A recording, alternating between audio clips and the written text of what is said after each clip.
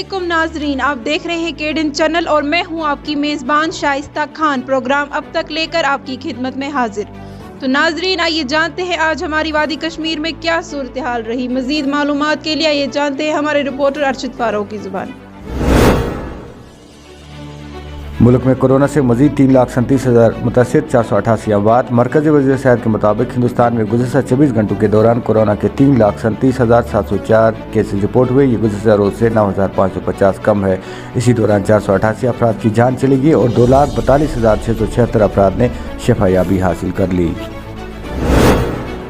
जम्मू कश्मीर के जिला डोडा में हफ्ते की सुबह ज़लज़ले के झटके महसूस किए गए, ताहम किसी जानी या माली नुकसान की कोई इतला नहीं है। ज़लज़ले की शिद्दत रेक्टर स्केल पर 4.80 पर रिकॉर्ड की गई, जबकि इसका मरकज़ जिला डोडा का कोई इलाका था। इधर श्रीनगर जम्मू कौमी शाहराह पर चमलोज बानहाल के नज़दीक हफ्ते की सुबह एक ट्रक लड़क कर गहरी खाई में गिर जाने से इसका ड्राइवर जख्मी हो गया। जख्मी ड्राइवर की शिनाख्त 36 साल रमेश कुमार व सुरमचंद सैकना उधमपुर के बतौर हुई है। शिपियां जिले के कलबल इलाके में हफ्ते की सुबह सिक्योरिटी फोर्स और मिलिटेंट के माबेन तसादम शुरू हुआ। पुलिस जराये के मुताबिक शिपियां के कलबल इलाके में जंगजू के छिपे होने की खबर मासूल होने पर फोर्स ने इलाके में सर्च ऑपरेशन शुरू किया, जिस पर वहां छुपे मिलिटेंटों ने फायरिंग की। पुलिस के एक सीनियर अहदेदार का कहना है कि इलाके को मुआसरे में लिया गया और जंगी मुखालिफ ऑपरेशन जारी है। इधर महकमा वाइल्ड लाइफ के हुकाम ने हफ्ते की दोपहर हंदवारा के सिराजपुरा इलाके से एक जंगली रीछ को जिंदा पकड़ लिया। महकमा वाइल्ड लाइफ के एहलकार ने बताया कि यह जानवर इंसानी बस्ती में दाखिल हुआ था, जिसके बाद एक टीम को इलाके में पहुंचाया गया। घंटों की सख्त कोशिशों के बाद टीम ने जानवर को पुरस्कृत करने में कामयाबी हासिल की और बाद में उसे फंसाया। डेरी असना इलाके में स्कीनों ने इलाके में किसी भी नाखुशगवार वाक़े से बचने के लिए मुतल्लिका महकमे की बरवक़्त कार्रवाई को सराहा है। हफ्ताभर कोविड लॉकडाउन के दूसरे रोज भी वादी के मशरिक़ व मगरिब में बंदिशों के नतीजे में आम जिंदगी मफलूज होकर रह गई और कारोबारी सरगर्मियाँ मुतासिर रही। ताहम हंगामी और लाजमी खिदमात बदस्तूर बहाल है। मज़ीद तफसीलात दे रहे हैं सईद फयाज। जी अरशद, रियासत जम्मू कश्मीर में जहाँ कल से ही जो है दोपहर के बाद ही मिनी लॉकडाउन यानी कि जुम्मे से सोमवार तक जो लॉकडाउन का इनेकाद किया गया है, इसके ऊपर इतलाक़ किया गया।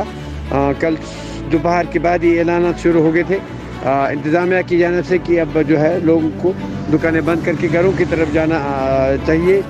हालांकि इसका अक्सर मकसद जो है कि लोगों को जो मौजूदा सूरत हाल में कोविड की वजह से जो सूरत हाल पैदा हुई है, इसमें काफ़ी बढ़ाव हुआ है बीमारी में, तो इसको कंट्रोल करने के लिए ये जो लॉकडाउन का इतलाक़ ज़रूरी समझा गया। हालांकि कई ऑर्गेनाइजेशन ने फ्राइडे दोपहर के बाद ही जो लॉकडाउन का प्रोग्राम बनाया था उसके ऊपर टिप्पणी की थी, उनके ऊपर जो शिकायत की थी। तो बहरहाल वो एक तरफ, लेकिन दूसरी तरफ तब जो लोग जो है खुद ही इस पे अमल पैरा हो रहे हैं और गालिबन इसका असल मकसद जो है अपने आप को भी बचाना है और फैमिली को भी बचाना है। जैसे ही कहा जा रहा है कि इसमें काफ़ी बेहतरी हो सकती है अगर लोग घरों के अंदर ही रहेंगे और जो बीमार है या फिर थोड़ी सी भी शिकायत है उन्हें अपने आइसोलेट करना है अपने आप को। तो ये असल वजह है कि आज पूरे सोपुर में ये जो है लॉकडाउन देखने को मिला है।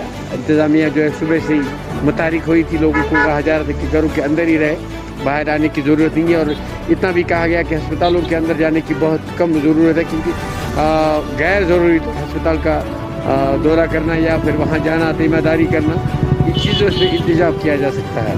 मैं हूँ सोपुर से सईद फयाज रिपोर्ट। वज़ीर-ए-आज़म नरेंद्र मोदी ने आज मुल्क के ख्वाहिशमंद अजला के डिप्टी कमिश्नरों से खिताब किया, जिसके दौरान इन्होंने मुल्क के 5 अजला के डिप्टी कमिश्नर से भी बातचीत की, जिनमें deputy commissioner Baramulla Shri Bhupinder Kumar IAS। वज़ीर-ए-आज़म ने डिप्टी कमिश्नर बारामूला के दिए गए वसाइल के अंदर बेहतर नताइज हासिल करने में कामयाबी के बारे में दरियाफ्त किया। डिप्टी कमिश्नर बारामूला ने वज़ीर-ए-आज़म को नीति आयोग की तरफ से फराहम करदा पहल और प्लेटफार्म के बारे में आगाह किया। डिप्टी कमिश्नर बारामूला के साथ यह बातचीत अपनी निवेद का पहला और मुल्क के 5 अजला में से एक होने का एजाज़ था।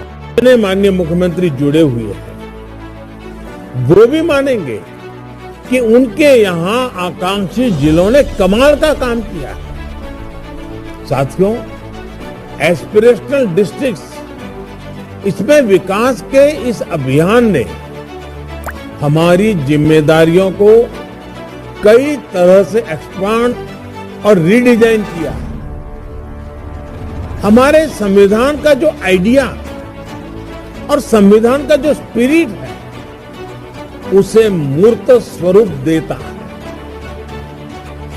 इसका आधार है केंद्र, राज्य और स्थानीय प्रशासन का टीम वर्क, इसकी पहचान है फेडरल स्ट्रक्चर में सहयोग का बढ़ता कल्चर। और सबसे अहम बात, जितनी ज्यादा जन भागीदारी, जितनी एफिशिएंट मॉनिटरिंग, उतने ही बेहतर परिणाम। साथियों, एस्पिरेशनल डिस्ट्रिक्ट में विकास के लिए प्रशासन और जनता के बीच सीधा कनेक्ट, एक इमोशनल जुड़ाव बहुत जरूरी है। एक तरह से गवर्नेंस का टॉप टू बॉटम और बॉटम टू टॉप फ्लो, और इस अभियान का महत्वपूर्ण पहलू है टेक्नोलॉजी और इनोवेशन।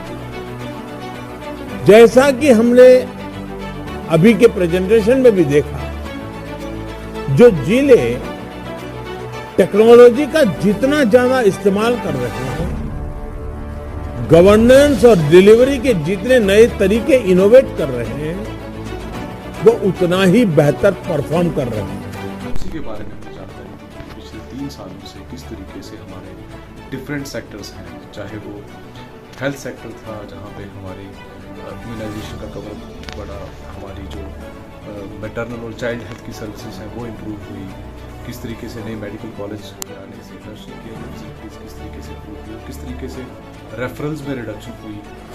भले ही हम एग्रीकल्चर की बात करें, किस तरीके से हमारे एनिमल हस्बेंड्री डिपार्टमेंट ने काम किया, जिससे कि आज हमारे पूरे ज़िले में मिल्क की पैदावार जो है, जो दूध की पैदावार है, वो हमारी जो खपत की कैपेसिटी है उससे ज़्यादा है। तो मिल्क सरप्लस डिस्ट्रिक्ट बन गया है। किस तरीके से यहाँ हाई डेंसिटी प्लांटेशंस को इंट्रोड्यूस किया है, जिसके बारे में हमारे जो किसान भाई हैं बड़े मोटिवेटेड हैं।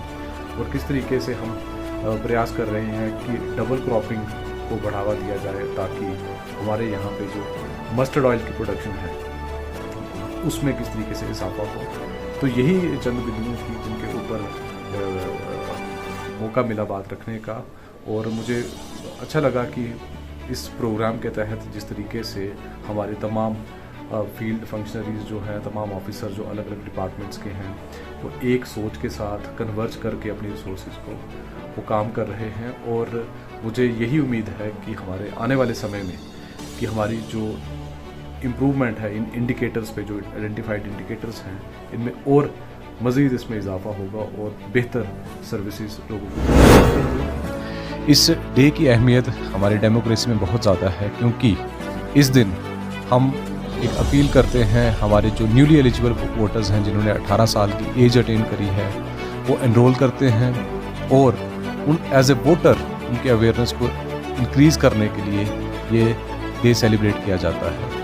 इस दिन का एक और मकसद होता है कि जनरल जो वोटर अवेयरनेस है, चाहे अपन एनरोलमेंट को लेकर जो लोग छूटे हुए हैं, या उनकी एनरोलमेंट में कोई डिटेल्स हैं जो कम है या गलत भरी गई हैं, उसमें करेक्शन की ज़रूरत है, उस चीज़ को लेकर भी इस दिन की बहुत अहमियत है। और स्पेशली हमारे जो माइग्रेंट वोटर्स हैं, उनसे भी मैं अपील करना चाहूँगा कि अगर उनके वोटर डिटेल्स में किसी किस्म की करेक्शन की ज़रूरत है, तो वो अपने ERO को कॉन्टैक्ट करें और उन डिटेल्स को रेलिवेंट फॉर्म को भरकर वो करेक्ट करवाएं। तो एक बार फिर से मैं सभी लोगों से ये अपील करूँगा कि जिन लोगों ने 18 साल की उम्र अटेन करी है, वो अपने आप को एज ए वोटर रजिस्टर कराएं, अपने नियरेस्ट जो उनका ब्लॉक बूथ लेवल ऑफिसर है BLO, तो उससे कांटेक्ट करें। और दूसरे वो लोग जिनके वोटर कार्ड पे कोई गलती है, चाहे नाम की चाहे पेरेंट एज की, उस मिस्टेक को भी करेक्ट करवाएं।